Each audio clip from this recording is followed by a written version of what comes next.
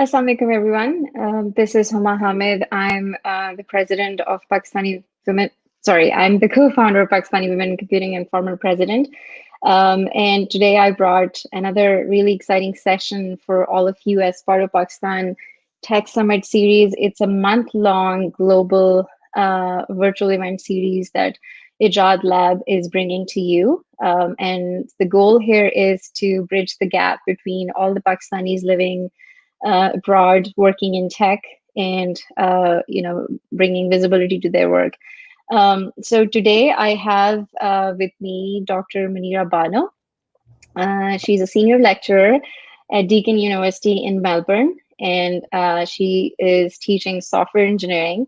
And today we will be talking about a number of things that Dr. Muneera has been doing as part of her journey in STEM and her research, her experience as faculty member, international student, and the number of awards that she has won as part of her work for diversity and inclusion in Australia. So welcome, Dr. Muneera Bano. Welcome to the session. Thank you so much, Huma. Assalamu alaikum, everyone. And it's so nice to be here with you finally face to face after knowing you for a long time over the internet. That's the feeling is mutual, definitely. So Dr. Muneera has been part of PWIC for more than a year. The first time I got to know about her when she sent her nomination for one of her series called STEM Stories. And that's how we got to know about the amazing work that she was doing. And since then, we've been trying to get to know her better and, trying to get to learn more from her experiences. So Dr. Muneera, this is in every way, this is a global session right now. I'm based in the US. Dr. Muneera is joining us from Australia. And the session that we are hoping that the audience will be, majority of them will be in Pakistan. So it's a really exciting time for all of us. So one of the bright sides of coronavirus that we are doing all these virtual sessions and connecting all globally. So going into the your introduction and talking about your experience, you are a passionate advocate for women in STEM. Before you became the advocate for women in STEM, what inspired you to join STEM? And your the time that you have spent in Pakistan and the time that you have spent in Australia pursuing higher education, and you're also you did your PhD from University of Technology in Sydney in 2015. So tell us about your educational journey. What inspired you? What you brought you here where you are right now? So thank you so much, Oma. It's I would say that a lot of things in life just happened. It's not like when I was young and I had everything planned out that I'm going to go in STEM and I'm going to do a PhD and go to Australia. Now, even 10 years ago, I had no idea I will be sitting here today and where I am. So I was born in Islamabad, born and raised there in a Pashtun family. I was born after 4 brothers. I'm the 5th and the only female child. So there are 2 things that I think played a huge part in inspiring me for pursuit of education, and especially a male-dominated field. First of all, being at home, the only girl with 4 boys. Mm-hmm. This is kind of an environment where you get used to or get comfortable with being the only woman in the room.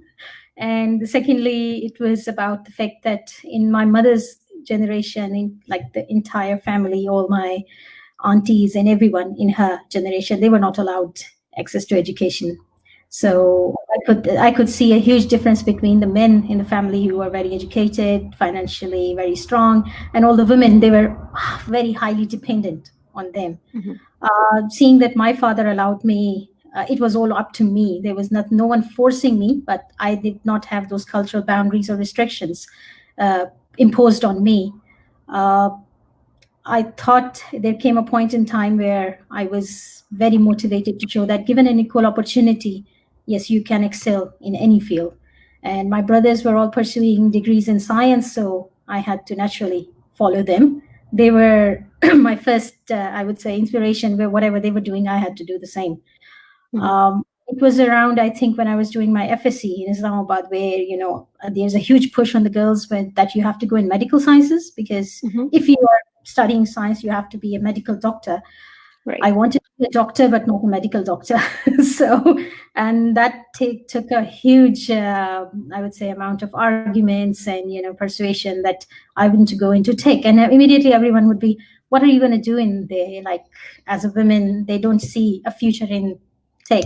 But at the same time, I knew a lot of female doctors who, even after graduating from a medical college, they were not pursuing any career. They were just getting married and settling down. So if it's about a career choice, then it doesn't matter where I am. And I preferred either going into computing, or the second choice was chemistry, which was rather strange for everyone, that why are you going into these fields? I was like, I just like them, and that's why I want to pursue. Eventually, I got into computer science at International Islamic University, Islamabad. There was an OPF girls' college campus where we used to be. I did my bachelor's and master's, and while I was doing my master's, I got offered to be research assistant in the same faculty with the HOD. So while with my master thesis, I was an RA there, and once I graduated from master's, I got an offer to be lecturer there. Within 2 years, I became assistant professor. And then by the time I was assistant professor, I was appointed as the first deputy head of the department in the female section. Quite an interesting experience of leadership without any training or any mentoring. That was like, pushing someone into the water to go and learn on your own. And that experience lasted with me for life, to learn on my own the mistakes I made and how to recover from those mistakes or not to repeat them in different contexts. And it was around that time when I made the decision to pursue a PhD. For the first time, I became serious about the career, that if I'm going to stay in academia, then I have to do a PhD. I came to Australia in 2012 under the Schlumberger Faculty for the Future Scholarship for Women in STEM. And I've graduated after 3 years here. I was offered a postdoc under Australian Research Council Discovery Project on educational technologies. I finished that, and then I got offer here in Melbourne at Swinburne University as a lecturer. And after 2 years, Deakin University, I got here an offer for being the senior lecturer. Seems like things worked out. There were a lot of failures here throughout the journey, so many difficulties, leaving the country behind, coming here, the cultural shock. It's a very, I would say, long story, but just to cap it down for you, my STEM journey, that's how things happened. Opportunities came up. I raised my hand. Sometimes it worked, sometimes it didn't. And that's how where I am today. That's awesome. That's a really exciting journey. And I would like to know if, in the context of like early exposure to STEM can go a really long way. So apparently you being the only girl in the family may have given you the kind of exposure that you were looking for. So just if you like to add a few, or would you agree that being the only female in the family actually helped you not have that gender stereotype role in STEM? So was it easy for you to learn all the things that you were doing? It gave me a bit of an experience on how to be totally okay if you are the only woman in the room. I was scared of men in that way. Like my brothers, they are older than me. I have a huge age difference with them as well. I was always the shortest and the youngest in the room, and the only female. So when I was with my brothers, and I think it makes a huge difference. And also, like, my competition was with brothers when the sibling rivalry comes in terms of grades, and pushing like, okay, you had this grades in 10th grade, I'm gonna take more than that, or I'm gonna outperform you. So I think it was I was never afraid of going into male dominated field because of that environment that I was in when I was raised. I think it does make a huge difference. I could see that when sometimes in the meetings, the women, they had difficulty in expressing their opinions. I did not have that hesitation. If I was able to get up and tell them what I think about it. Sometimes backfired as well, because that's not how a woman in Pakistani academia was supposed to behave. But I think that upbringing makes a huge difference. That when you, from a young age, tell a girl that she should keep her opinions to herself and be, subservient. Uh, Gradually, when she grows up and go out, even she has a career, that unconsciously there is somewhere she feels that she is not supposed to, oppose the patriarchal system or the work environment. In my household, being the only girl, like, I was appreciated for talking. My brothers wanted to listen to me, so there was a reversal of the gender roles. But when I grew up, I saw that outside my house things were different. They Mm-hmm. were not the same way, but I was already, like, I was programmed that way that I'm okay. Right. Right. uh, Okay. So moving to the part where you moved to Australia, your experience there as an international student, and then navigating the new cultural differences, and learning a new life, being independent. What are the some of the lessons or some of the interesting stories that you would like to share with us, as a student? I've been there. I know that, it was quite a shocking experience for me initially, like, just especially traveling, living in London, and traveling, using the transport system, and just being by myself. That was initially, like, I was, it used to intimidate me. But how was your experience, like, pursuing your research, being an international student, and connecting with the local community and other students in Sydney? So in 2012, when I came, one of my brother traveled with me to for support.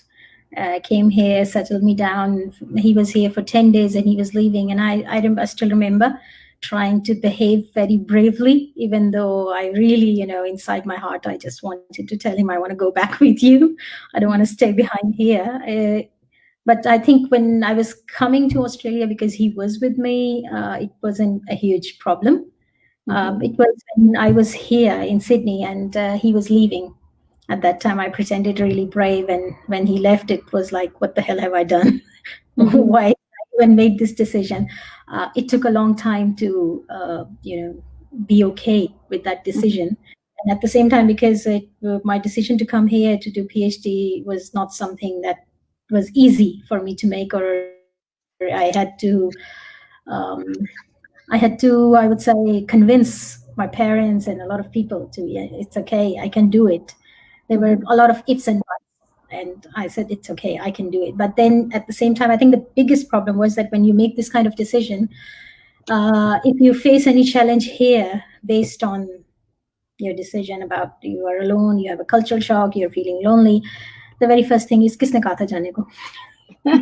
Right.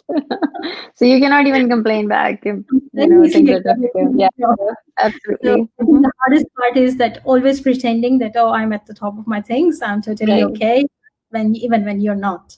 So there Mm-hmm. were the first couple of months were very hard because I had doubts myself that Mm-hmm. maybe this was not a good decision, and my life was totally easy and where I was in a comfort zone. Well, why would I, push myself out of the comfort zone?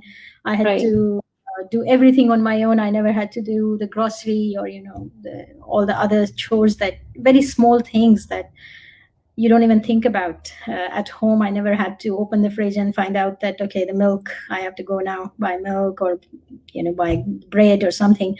Mm-hmm. And then every week I had to do grocery, I had to do laundry, I had to do everything, cleaning, like, I'm in Australia in a housing. There were no workers for you or the maids coming and doing your chores.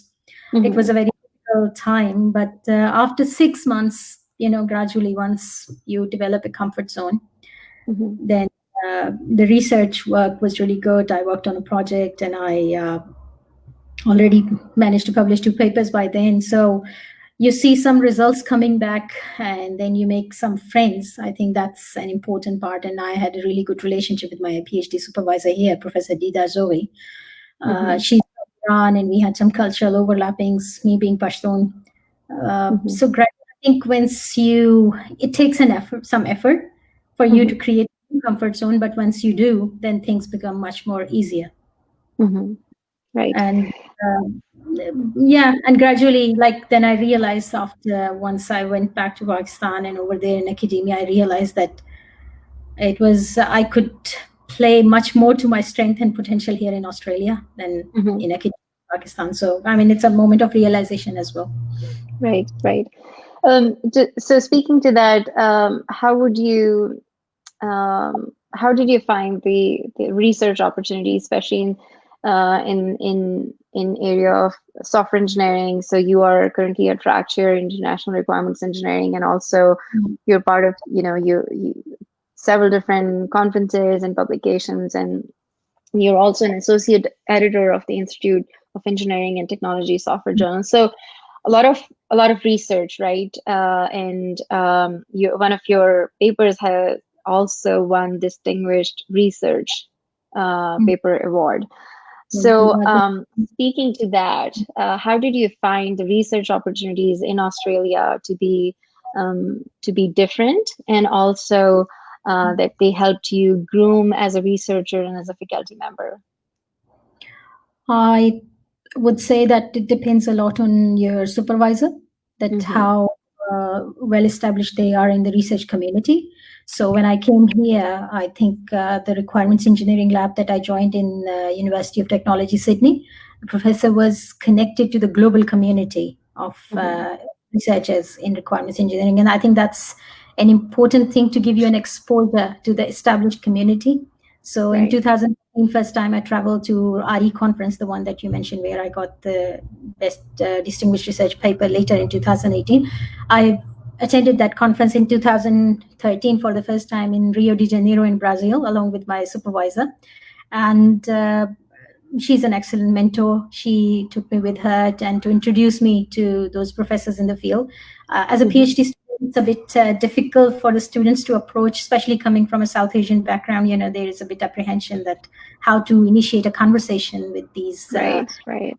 researchers in the field, and she made it very easy. So we were going out for dinners, and you know, in a social gathering, it becomes much more informal and comfortable to talk to them. And Mm-hmm. some of them are, I mean, were really amazing mentors themselves.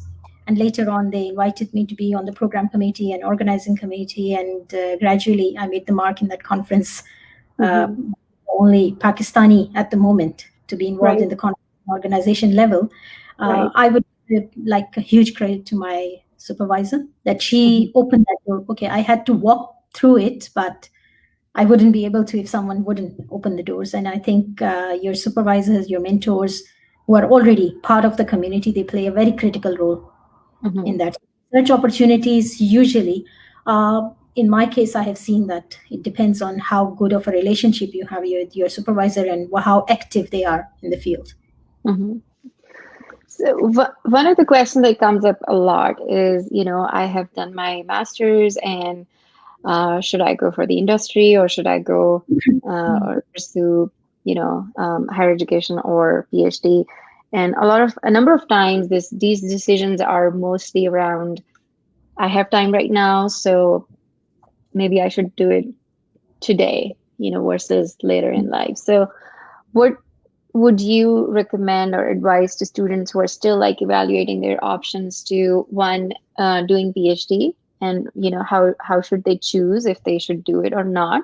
And secondly, when is the right time to make that decision? And if you would recommend then coming to Australia?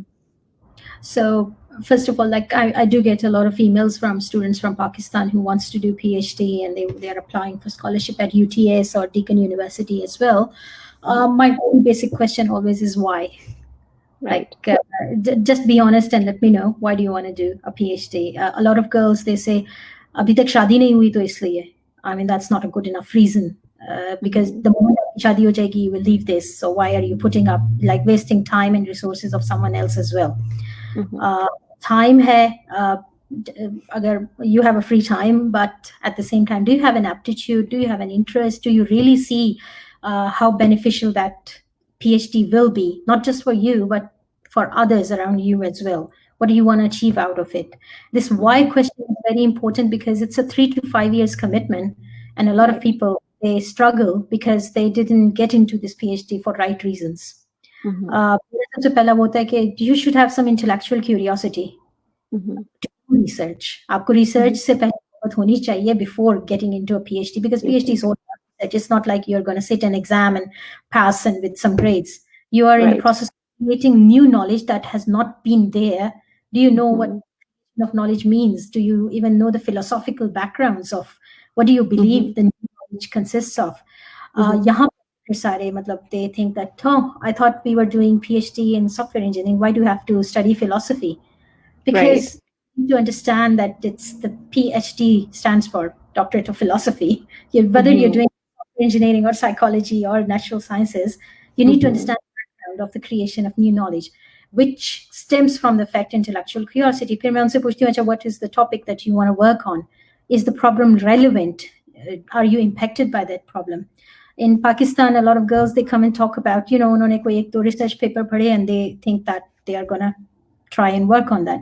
You don't have industrial experience. You don't know the actual reason or the causal roots behind that problem. You just paper. Abhi recently, ek do thi, I talked to them. They were faculty members in Pakistan, and I told them, why don't you do some research on the educational structure of tech-based curricula, जो वहाँ पे software engineering पढ़ाई जाती है, computer science. Why don't you look at that?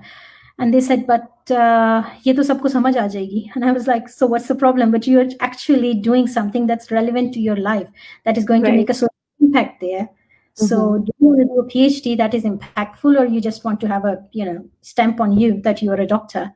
What that will be for Pakistan or humanity at large. So in terms में, we have to make them, force them to think in these terms. It's not just that कि आपने degree after degree, you're just making a collection over your wall. What is it you want to get out of it? हमारे कितने पाकिस्तान के social problems हैं जो education field में हैं, जो जिनके लिए technological solutions चाहिए. We need technical solution, a lot of them over there.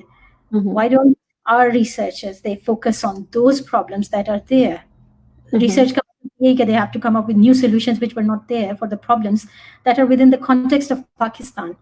So why don't they focus and do PhD well enough? Australia mein aake karen. There has been few researchers coming from South Asian region coming to Australia doing research for finding solution to the problems coming from South Asian region. Right. So, I mean, this is what I would recommend to them, that think of the problem in terms of society they're living in.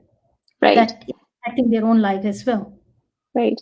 And going back to, you brought up actually a really good point about not having enough research available. So just, going to share a little bit about my research is when I was doing my master's in the UK. So I had to come up with a research problem, and I was really interested in knowing how different enterprise systems are being implemented in Pakistan, because it was 2007, 7 and 8. It was a time when telecom industry was booming. We were seeing a lot of new companies coming in. So, and I wanted to do research on the implementation challenges in Pakistan, and there was zero to none research studies available. So it was a very daunting and challenging task for me. I still finished my research on that, and I published a paper 12 years ago.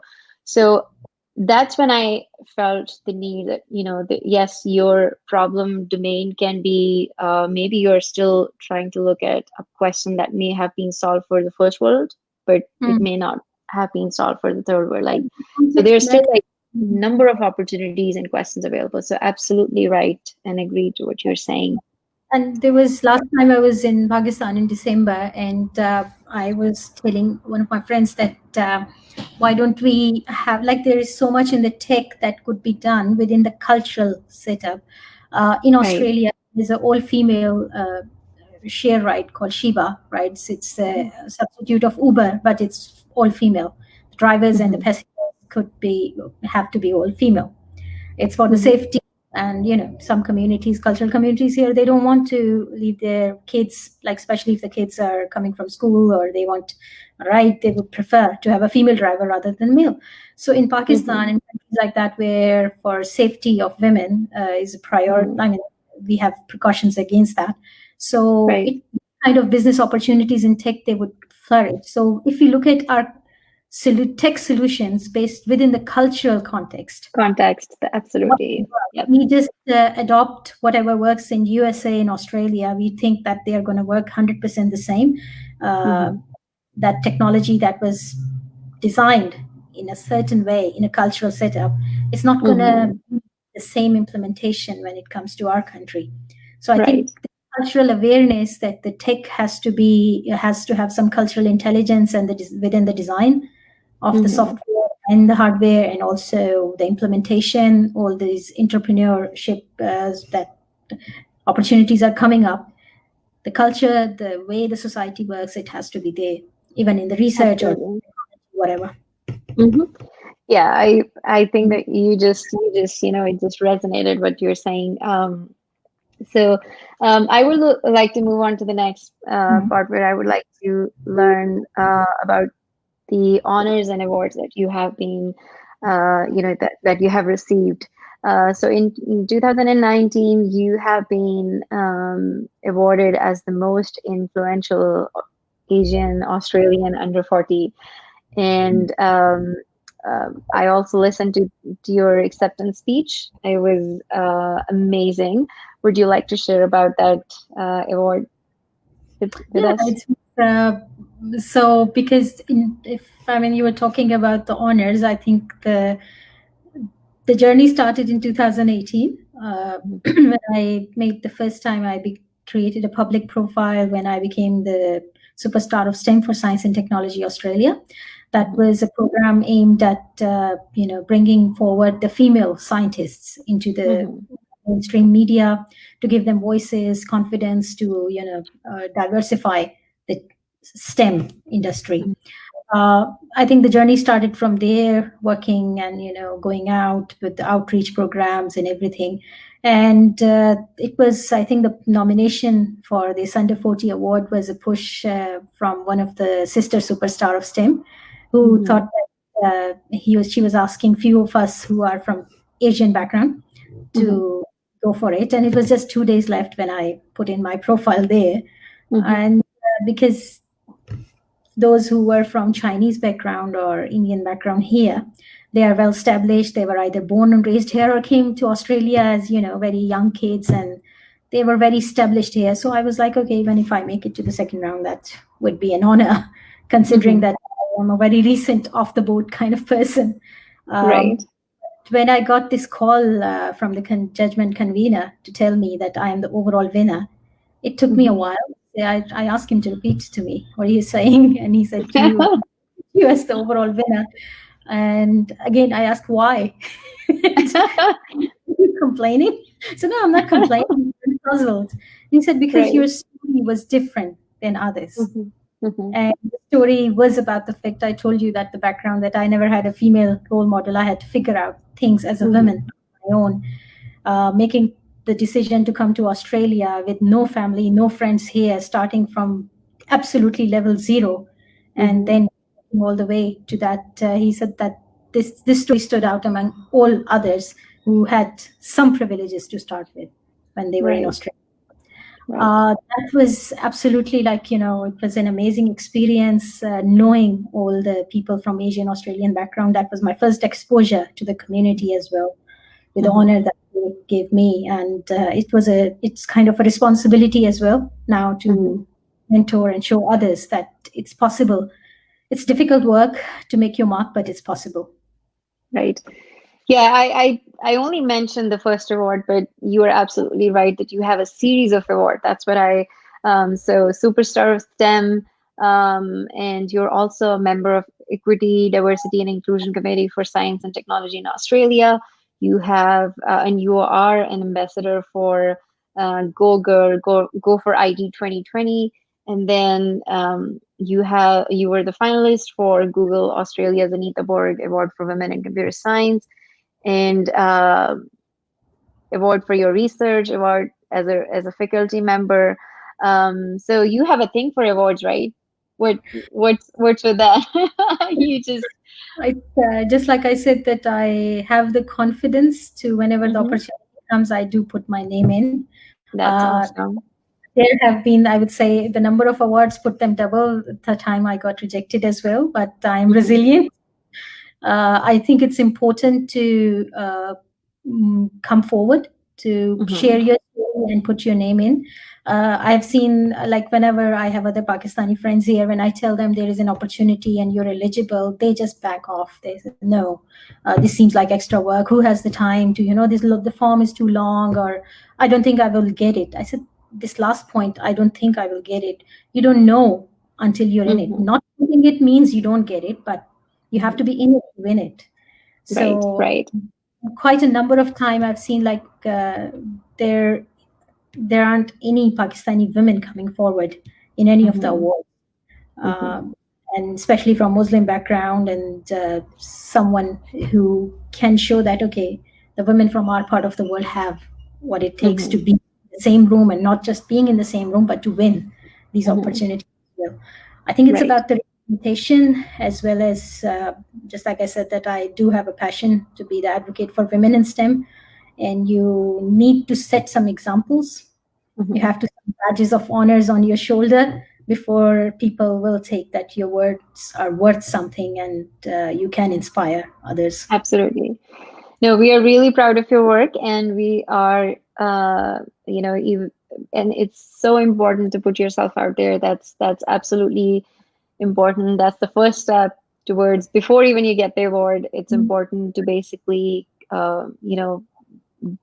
go after it, or apply for it, or show up. So, and that brings up another question, like, and I would, just would like to talk about imposter syndrome, something that, a lot of people, they think that they're not good enough, they are not qualified enough, they are not, and that becomes, that negative voice in their head stops them from even applying for these opportunities. So even as part of PWIC, I get a number of messages when, if there is a job posting, or if there is a scholarship posting, or an opportunity that we post, the first question I get in my inbox, I think I can apply for it, but I don't think I will qualify, or maybe, do you think I should apply for it? And my response usually is, you should definitely apply for it. Like, first of all, I cannot tell if somebody should apply for it, but I can always tell you, you will not know until you try. So,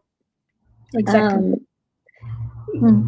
how was your experience? Like, I'm sure that there has been some moment of failures as well. It's not like always winning every time. So, would you like to share about that? I think, Uma, it's also, if we go back to our experiences from the young age, it's like, when I remember being in the primary and secondary school, there used to be these opportunities to for extracurricular activities to come, forward in front of the whole school on the stage for purposes, and that's where you develop the real confidence. I have participated in dramatics, I have participated in singing, acting. I have done speeches a couple of times. I used to conduct the morning assembly. I think that's in front of a large audience. When you get comfortable from a very young age, first of all, then you stop caring about too much about the opinions of others. If you always shy away from opportunities, the opinions of others matter to you. The imposter syndrome has a lot to do with not with your own perception, but also with how others look at you. It could be your family members telling you you're not good enough, or where someone who was important to you somewhere in your life has told you, no, you're not good enough for this thing or that thing. If you care a lot about others' opinion, you will always look at yourself and say that, okay, I'm not good enough. So the first step is to listen to other people, but don't get impacted by it when you really want to do something. I was being told so many times, I can't come to Australia on my own. I will not survive a single month. I will be back. I will be a failure. It could have been true, but at the same, I wouldn't know unless I try. So I came here to see whether I fail or not. If I fail, so what? I mean, why do we think that failure is like a very negative and a setback that we will never recover from? Like I told you, I've applied for so many awards that I got rejected. There were grant applications that got rejected. So many papers that I've put forward. If I have a distinguished paper award, then there is a long list of papers that were rejected in a peer review. Right, If right. I just sit down and start crying and never get up and try again, then that would be an end. Mm-hmm. Uh, it's a moment of learning, learn from it, and then try again. But recently we had this session I had for Pakistani women in computing about knowing yourself to lead yourself. These Mm-hmm. negative thoughts that cause imposter syndrome, people have to, be mindful and Mm-hmm. take time out to think about it. That if every time there's an opportunity and you think you're not good enough, then whether it's about the skills that you don't have or it's just you don't have the confidence. Mm-hmm. These are two different things: aptitude or not being, always being anxious or nervous, or the Mm-hmm. fear of failure. What is it that's keeping you away from going Mm-hmm. for it? The moment you realize that, okay, this is what the actual thing is, whether I'm not capable, like for example, if there is something in arts or music, I have a PhD in software engineering. I know I don't have the skills to apply for it. That's a different thing. Mm-hmm. If I just rely on my confidence, that would be arrogance. Right, Not right. so I have to have a balance here, that I'm good enough in terms of skills, because that gives you confidence, and at the same time, don't give in to the negative thoughts as well. It's not easy. It takes very much a conscious effort, but it's possible to overcome all these negative thoughts. So I would suggest to those, especially this is a problem with the women I have seen, they don't nominate themselves easily. Mm-hmm. Another fear is that if they win, there will be too much attention, or Mm-hmm. all of a sudden you will be brought into a spotlight, and a Right. lot of people hear that as well. Mm-hmm. That goes back to, once again, if in the young age you have been on the stage in front of large audiences, or like as a lecturer, if I'm teaching a class of 2 or 300, I won't have that much of anxiety facing Mm-hmm. people, large numbers. So I think there are quite a number of factors around that, and everyone has to be conscious about what prevents them from going for nominations. Right, right. There was a really good um, comment by Reshma Sajani. She's the founder for Girls Who Code, and she in one of her TED talks she mentioned that um, girls are tend to be more perfectionists. So when they try to be more perfectionist and we don't allow that to fail, then it really impacts their ability to learn and put themselves out there. So trying means that you will fail, and maybe as a culture we definitely have a fear for failure. Like we see failure as a very negative in a very negative context. So what advice you have for students, not just for women, like for students who shy away from applying for opportunities because they think that they may not uh, be able to make to those opportunities, or they may not be successful. So as a faculty member and as a teacher, as a mentor, what advice do you have for those students? Look, just like I said, that this fear usually comes from either these negative thoughts. And in my Mm-hmm. case, if I'm not prepared for something, I don't have enough on my plate to show for, then I Mm-hmm. will not feel confident. And I know about it. I consciously made an effort to get to know what it is that will make me feel and give me anxiety, or make me, shake my confidence about something. It's, for Mm-hmm. example, I have to give a talk, and if I'm not prepared for it, I haven't had my points down or haven't looked at the agenda or anything, and just put me on the spot, I will not Mm-hmm. be as confident as I would be if I Mm-hmm. know everything about it. I have done my homework, I have all my points ready with me. Mm-hmm. uh, then I can deal with, put 100 people, 1,000 people, I know what to do. But if I'm not prepared, then the deadline or something gives me anxiety. Mm-hmm. So I think preparation, planning, do your best to cover your background, Mm-hmm. uh, put your feet on the solid ground, and then play your best. So Yeah, this that. preparation that always will make you, like if you have a public talk, Mm-hmm. TED talk, or anything, if you're not prepared for it, of course there is a huge chance that you're going to fail at some point. Mm-hmm. You have Mm-hmm. done, your work, you have rehearsed to the best. Mm-hmm. It will boost your confidence a lot. Mm-hmm. Yeah. That's a really good point. So moving on to some of these questions, since you know, you are in that position. Like when I was an international student, I relied a lot on advice and mentoring from my supervisor and my teachers. And you mentioned the same thing. So right now we are going through a global pandemic, right? It's and a number of students they have gone online all of a sudden. Now they're, instead of going to university, they are taking classes online. And there are also students who are graduating this summer and they do not know if they will have the opportunity to work, or pursue their career dreams after they graduate, because things are really different right now. So as a teacher, what would be your advice to students who are really overwhelmed with this online teaching experience, online learning and teaching experience, and also the students who are graduating this summer, what's their, how they should see the future, given the global situation? So my first advice would be to this is the time for almost all of us to understand that change is something that we have to accept in life. Things never remain the same. Mhm, Uh, I was talking to some of my students, like older students from Pakistan, when the pandemic started, and they were, talking about the lockdown and everything. And I told them we have been through enough events in our life to mhm, know what it means to go through a crisis. I was, a preschooler when there was an incident in Islamabad, the Ojri camp.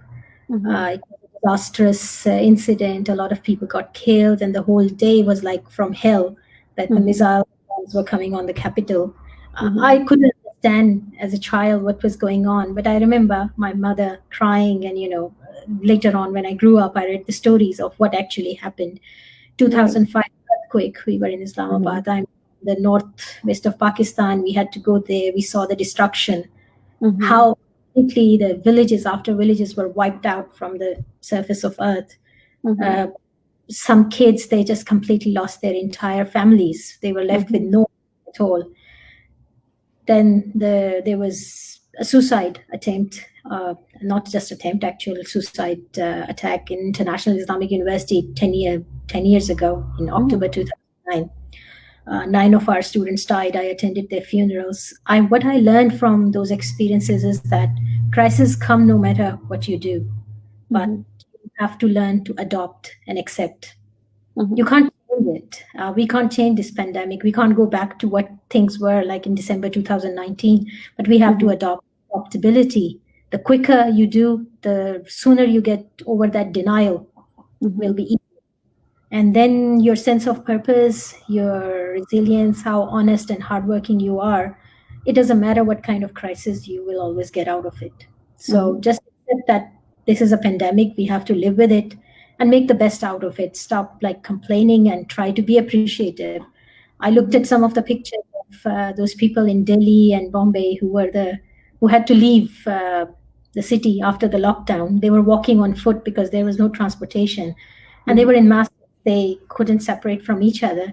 That was the moment for me to realize that even social distancing is a privilege in this time. mhm, We have a job, we have a over our head.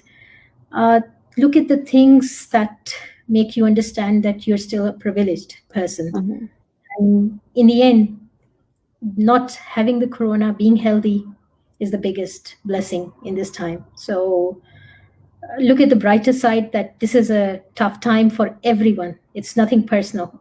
mhm. So just be appreciative and grateful and try to do your best to get over with this crisis. Right. That's really, really important thing to remember. And I think as anyone who has lived through those times, even I have worked, in Islamabad, and my office was like right opposite to Margala Tower. So I have seen that whole thing in front of my eyes. And then Marriott Place was right next to Vacuum Trust, and I've also experienced that. So just very important lesson to be resilient, to be, to be adaptive and to the change. So um, my next question is about the daunting situation when you're doing research? And this question comes up a lot as well, right? When people are, especially students, when they are international students, knowing that our education system back home in Pakistan is not very research oriented. So when these students, when they go to an international um, in a university where there's research, so a lot of time they find the research part very daunting because it's like unknown, solving the unknown. And a number of students, they get demotivated, they get defocused and everything. So what's your advice to those students who are struggling, to and they're rethinking if they made the right choice or not? So for, like, research minds, they need a research mindset. Hmm. Unfortunately, our school educational systems, the majority of them are government schools, and they are not around the pedagogical design to encourage critical thinking. We are Hmm. not allowed to ask questions. We are always, asked to accept answers the way they are, memorize them, and reproduce them back in an exam to show that we have learned. Hmm. This research cannot happen without critical thinking. Something that you have to step outside of your comfort zone, question things. When I said about this creation of knowledge, the process, and the philosophical understanding of what a truth would be, like when you say that I have come up with a new technique or a new process or a new model, how do you know that it's correct? So these things require a thinking process. So we have to first ask the students to sharpen their skills for critical thinking. Hmm. And this happened with me. Like, I was lucky in Pakistan. Before coming to Australia, I had a really amazing teacher, Dr. Naveed Ikram, who is now professor at Rifa International University. Hmm. And I attended a research methodology unit with him as a listener. I wasn't registered. I was a faculty member there. And that was kind of the moment that he just pushed us to the boundary to think about everything. Hmm. And that unit helped me when I came to Australia. It doesn't matter which research direction you put me in, I had tools ready in my Hmm. pocket. So I could question things, I could bring out the problem. And so that, what helps you is the basics. There are two things: one is this critical thinking, one is your communication skills. I have Hmm. seen some of the students sending me email, like it's a bulk email. You can already see that, it's been copy pasted, badly formatted, so many grammatical mistakes. You give away your position completely away in your email. Hmm. Any professor in the world, when they will read an email like this, they are never going to respond to you. I've heard Hmm. students say, let me keep contacting these professors, but they never respond. And then I Hmm. asked, show me the email that you sent them. And I said, no one's going to respond to you on this. Your Hmm. communication, when you say you send your CV, if there are grammatical mistakes in your CV, even though you say your communication skills are impeccable, no one's going to Hmm. believe that. So, Hmm. how do you present yourself, your first point of contact, your first impression? That we don't have, our students, especially in tech side, their communication skills, Urdu and English both, are bad. Hmm. About English being your not your mother tongue or national language, to ask them to write something in Urdu, they still can't do it, because the Hmm. basics of the language, the way they portray it, the understanding of the language, how you communicate very Hmm. crisply and get to the point within one or two sentences, they have a huge difficulty in doing that. Hmm. So, two things: critical thinking, your communication skills. It doesn't matter which research direction then someone puts you, you will Hmm. excel. Hmm. Yes. Another question that comes up a lot is, when people are trying to decide which research topic or which domain they should pick. And I always find those questions, you know, kind of, it shows that when you are asking that if I should go for machine learning and artificial intelligence, or do you think I should do data science, or do you think I should do AR and VR? So it shows that you do not know which, what are these things, and you're just picking on some buzzwords. So how important it is to understand a question or a research question before solving it, and how should students uh, pick those research questions based on what criteria would be your recommendation? uh, Asking, like coming up with a valid research question is like 60% of your research Hmm. already done. If it was that easy, everyone would have been, Yeah. doing it. So the research methodology that we follow, we do the literature review, we go and do research the existing work and try to critically analyze and then come up with a question that takes in a PhD at least 1 or 2 years.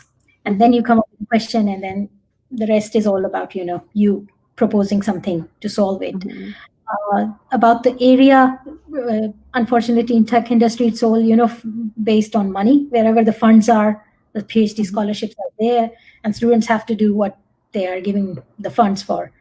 Hmm. In rare cases, like if you have a scholarship, like when I had with Schlumberger Women for STEM scholarship, I had the opportunity to select my own direction, which has positives as well as there are, some challenges as well, Hmm. because then you are on your own to go and find something, Hmm. and which takes longer than if you are given a problem to solve immediately. But if you are given something, you may not have your whole heart in it. You may not have gone through the process of, the pain of finding that research question. But Hmm. there are quite a number of courses on how to come up with a valid research question for certain fields. Like in software engineering, I remember there was a book my supervisor gave me. It was about all about art of asking question. And Hmm. it's we sometimes we take it for granted. We said, okay, I will come up with a question. What's the problem? No, it's not that easy. A Hmm. question has to be valid. It has to be based on a lot of research in the background. And then there were types of questions like exploratory, investigative, causal relationship. What is it that the question is trying to answer? What kind of Hmm. data would be suitable for it, quantitative or qualitative? So that's why I Hmm. asked students to read a bit about the philosophy. If you know the philosophical background, your questions will be more sound, Hmm. based on whichever paradigm you're following. Right. Selecting an area, just like I said, either it's about the funding, or if you're doing on your own, in both cases, know which philosophical background you're coming from. Hmm. So right now, when learning has gone virtual and everything is remotely possible, so do you think that this it will impact how um, higher education will happen in the future? Like, will it still be mandatory for students to go out and move to these countries to pursue research, or do you think that those opportunities can now be availed while staying in Pakistan? Look, there are like multiple predictions about that. In Australia, the international students were a huge export. This was a $1 billion industry. And I think they would be keen to open the borders at least to international students, if not others, in order to sustain this industry. And there will be opportunities in future if the students wants to come from Pakistan. But at the same time, like for higher education in Pakistan, uh, it's kind of a digital divide at the moment, that some of the students who may not have the infrastructure available, they don't have access to the internet, it may be a bit difficult for them to access the education. So I think the most important one will be how to ensure the access to education if it's going to be in virtual for a prolonged period of time. And at the same time, for Pakistani academia, they if the quality if students have to be in one location and they can access 4 or 5 universities, why would they select one particular? So in past, the location of the university used to matter, but in virtual environment, I think the question of the quality of education in different universities will matter a lot, in terms of their strength of research or their strength of their faculty. So there could be multiple things that we can see in future, but opportunities of going abroad, at the moment with the closure of the borders, like some of the students may be able to join, but because education did become an industry for a lot of countries and revenue being dependent on them, there will be initiatives to give some slack to these students to come and be in Mhm. quarantine for a certain period of time and then join the university. Of course, it's going to be not the same as it was before till 2019, but for some period of time, yes, it's going to impact a lot. Hmm. That's a really good insight into, and I'm sure a lot of students are wondering about the future of education, and I also found out that students are finding it really hard to find scholarships, especially with so much uncertainty. So Mm. I would ask the last question, and I saw that question triggered because I saw one of your Instagram posts about robotics and the future of automation. So um, your what's your view about future automation and use of robotics, especially in the context of what we're going through right now? So do you see a rise in automation and more robots to be part of our daily life? So would you like to add something to that? Yeah, so like I'm based on being I like teach robotics. I was teaching it this semester, and it was very challenging considering that we went into online mode of teaching, and remotely Hmm. teaching robotics was a very unique experience for me. But at the same time, I mean, it was really amazing to see. I asked the students to think of current pandemic and come up with ways of how robotics can solve various social problems if we had full automation, and if we do in future, that situations like pandemic cannot be as impactful as they are currently on economy and other sectors. So automation does have the impact in terms like current crisis did make it very obvious, and a lot of businesses and workplaces are going to stay virtual for a longer period of time than anticipated, even if the pandemic is over. Hmm. uh, a lot of travel will be saved in those terms. So some may not revert back to what was the normal till 2019. Right. Uh, at the same time, like my issue, my research interest also is that with all this automation and dependence on data and coming to a data driven future society, Hmm. we know that data is full of problems. There are gaps of in terms of sexism, racism, and then there is a digital divide. Just like I Hmm. mentioned in education, simply those who do not have access to internet infrastructure, they will be impacted. They will be underprivileged in future in terms of education if it all goes virtual. The same Hmm. is that those who are not noisy or those not present in the data, we are doing a digital, I would say, genocide of those people. There are a number of countries in the world where the peoples, even they are not registered being born. We know certain countries in Africa. I know certain examples in Afghanistan where the women's their names are not mentioned anywhere in documentation. They're always referred to by the name of a man. So Hmm. they don't, as long as the data goes, they don't exist. For a Hmm. data-driven society, they never existed to begin with. Hmm. So, how we are going to make it inclusive, diverse, fair to all people, because the decision making process will only cater to those people whose data points are there. So, these are the current challenges for us, especially who are from non Caucasian backgrounds. Uh, we need to move forward to make our mark into this research to make sure that when it, like for example, the automation comes to Pakistan, it's catering to the problems of Pakistan. It's not just replication of the first world countries automation and brought to our country. So it's an amazing field, a lot of potential, and but at the same time, a lot of challenges to address as well. Hmm. Thank you so much. And Nawera Masood has joined, and I think she has a comment about that the current situation is definitely going to globalize and decentralize the concept of universities and education. And I think it also will have impact on health and other sectors, things that Mm. are impacting us globally. Thank you so much, Dr. Muneera, for having such an engaging conversation. It's really a pleasure to host you and have this chat with you. And I look forward to having more interactions with you through PWIC and also other mediums. But thank you so much for sharing your knowledge It's and really nice experiences with us. being here with you, and thank you so much for inviting me, giving me this opportunity to connect with all the global community of Pakistani tech people. And thank you so much. I look forward to see you again as well. Thank you. All right. Bye. Allah Hafiz.